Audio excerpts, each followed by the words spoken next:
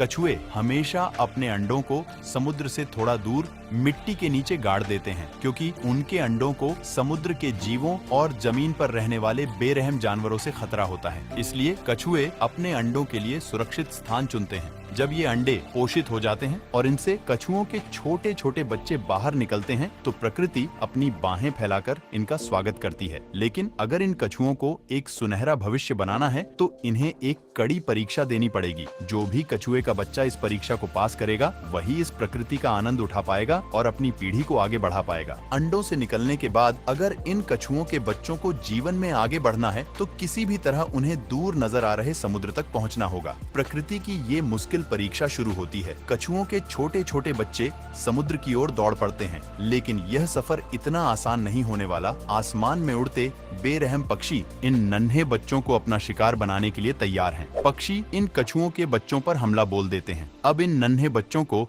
अपनी मंजिल तक पहुंचने के लिए तेजी से भागना होगा। यदि वे आज तेजी से नहीं भागेंगे, तो वे कभी भी इस प्रकृति का आनंद नहीं ले पाएंगे। जो शक्तिशाली होते हैं, वे अपनी मंजिल पर पहुंच जाते हैं, और जो कमजोर होते हैं, उनके लिए प्रकृति में कोई जगह नहीं होती। जब शक्तिशाली कछुओं के बच्चे अपनी मंजिल पर पहुंचते हैं, तो समुद्र की लहरें अपने आगोश में उन्हें समेट लेती हैं। अब ये नन्हे बच्चे प्रकृति का आनंद ले सकते हैं और बड़े होकर अपनी नई पीढ़ी को आगे बढ़ा सकते हैं। प्रकृति के इसी चुनाव को नेचुरल सिलेक्शन कहते हैं। हम इंसान